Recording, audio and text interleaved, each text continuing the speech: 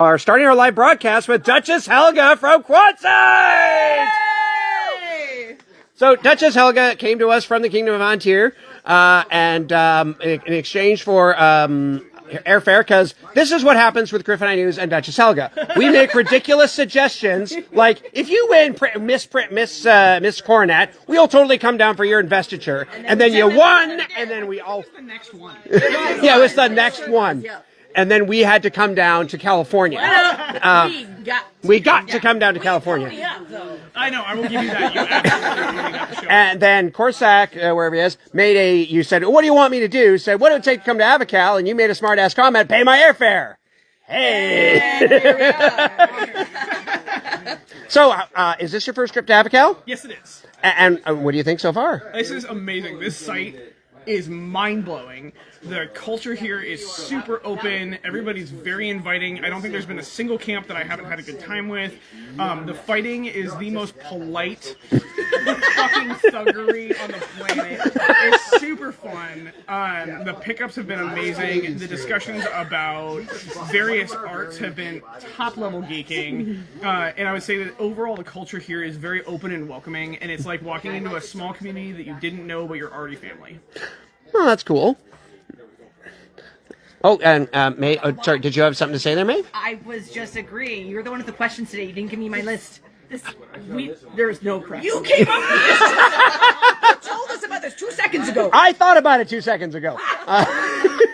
So we're taking away from your Cascan Caravan here, which is wandering around the site here. And the light one's going first, so we're fine. What? Sorry? The light one's going first, so we're fine. Oh, yeah, so the light one's here. We were just teaching a class. Could you give us a synopsis of the last hour and a half? Oh, God.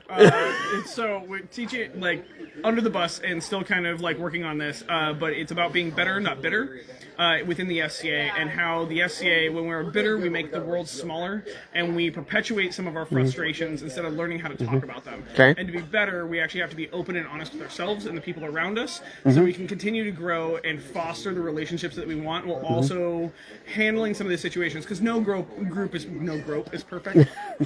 Okay, well, get unrated content here. There's no. They can always be improved. They can always be improved. Yes, all groups can be improved. Yeah. Consensual groups.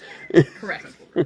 And so no group is perfect, and we can always be better and learn how to be more open and welcoming, as well as having some of the hard conversations in a very constructive way. Okay. And so the last hour and a half, I've had an amazing group of people here talking about how in the SCA we can construct that. We played around with ideas and concepts and brought up like an issue and how to rephrase our feedback to being constructive and being open and inviting a group to be a part of it. Okay. And so we spent a lot of time doing that, and I learned a lot as an instructor. Okay. And you've now been here through 2 of our courts, and have been part of 3 peerage ceremonies in 2 days. Yep. Is this sort of normal when you come to an event that there's... that I'm stuck in peerage ceremonies? Yeah. I sit in a lot of peerage I would just like to point out that the event we came to was literally an entire day of court. So you've got like that was all there 3 or 4 more days worth of. Oh yeah. No. So actually, amusingly enough, to talk about that. The thing that I really love about events that are like 10 days long, and of course, is they're busted up and they're small and consumable, and also Avacal like brings the pomp and circumstance. You are there and you can get lost in the dreams because everybody's being a part of it. And it's like this one motion through it, and the speakers talk in such a way that the audience can hear them, and they project and they bring their feelings into it. And so they're inviting the populace to take part in these peerage ceremonies, and also these courts aren't so long that by the time we get to the peerage ceremony, that everybody's like, I really have to pee right now. Instead, they're there and present, and because it's built around storytelling overall, everybody's invested in the next speaker. They're invested in the thing and the story that's being told about the candidate. And so by the time these elevations are done, you know them and why they're there. Okay. And it's very cool. Excellent. And jumping topics again completely, you became internet famous with Between Two Peers. Last we spoke, you had talked about season 2 with Sassy. Yes. And that's been delayed in production, I understand. Yeah, it was delayed in production due to Dead Husband. Sorry, didn't. Nah, you're fine. I'm like, how many dead husband jokes do I get to drop here? As many as you want. So we're gonna skip swear duck, then go with the counter. And actually, so Sassy and I have been talking about that, and I just wasn't in a place to feel very present in the process. Okay. I was doing a lot of healing, and everything else like that. And so we're actually talking about the next couple months going ahead and shooting a couple episodes and doing that, because both of us are in a much better place to just be present and loud and our weird selves and everything else like that. It's been a little bit for me to get back to that, and so it was a very like personal thing, which also again I'm willing to share on the internet. I'm fine with that. Okay. But that's the reason why it got delayed. Okay. And with sort of we first met you and talked to you during the pandemic when there was no in-person thing. How do you feel the SCA as a whole has bounced back since the pandemic? I think each kingdom has done it in its own way. And so I would say that some of the kingdoms, like the younger kingdoms, I really feel have bounced back better than the older kingdoms, because the younger kingdoms were still in the process of like they have such a new vivacious like part to them that when they came out of the pandemic, there was already an adaptation to the new SCA. And I would say that it's really kingdom dependent on how people came back. I would say that I really love that, especially in like on tier, we have a huge crop of new fighters. Like, and I think that the pandemic gave the SCA a new light in the fact that we need to market online and we need to be present online and making content, because that's where the next generation is going to find us. They're not going to drive by some park and see a bunch of weirdos in armor and stop because looking up in the phone book. We're not there anymore. They're going to see us on TikTok and they're going to see these other things. And the pandemic gave us pause enough to learn those platforms, and it's really cool to see the content out there now. Cool. Maeve. So I'm really interested in interkingdom anthropology, one of my favorite things, and you have had some experiences. What's the weirdest thing you think you've learned about Avacal? Not rated content, audience. I was like, I just control it deleted like 7. I watched it. Okay, no, I got this. The biting the squire's belt thing, I don't fucking understand.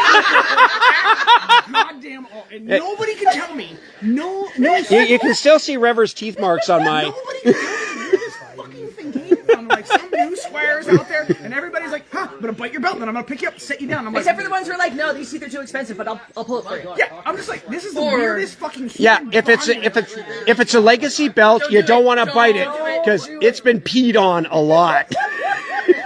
Where the fuck did this come from? Like, I watched it like 4 times now, and I'm just like,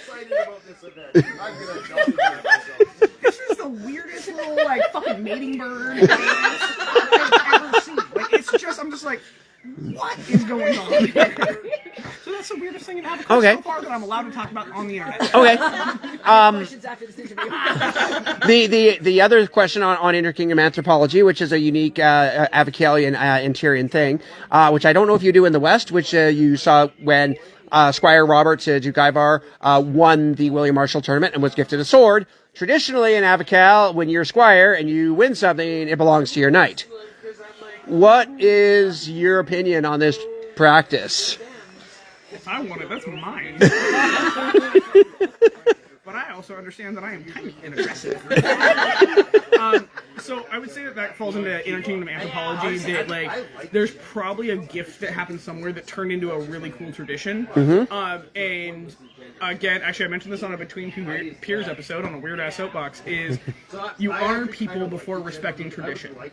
And so that's where I'd always kind of check this one, because that should be a conversation exclusive to that knight-squire relationship. And if they agree on that, awesome, but it's a conversation that happens before a tournament and before talking about that. And if that's the way it is, cool.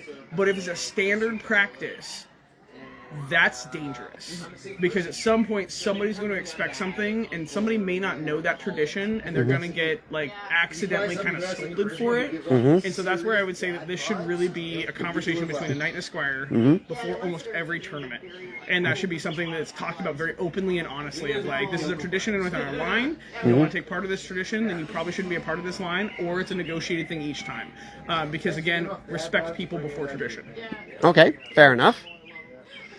And yeah, well, any final thoughts for our audience here? Come to Quad Wars. Everybody out there on the internet, get to Quad Wars. This has been an amazing time. just look at this longhouse that's being built. We've got tarps up right now because it's been raining, but the entire site is built. The people here are amazing. It has been nothing but a wonderful time, and I really, really would say come to Avacal, meet the people, travel here. It's worth your time. Okay, well, thank you very much, and you enjoy the casking caravan, and hopefully you can find your way back to your camp. Drunk o'clock. It is drunk o'clock. All right, thank you very much, Your Grace.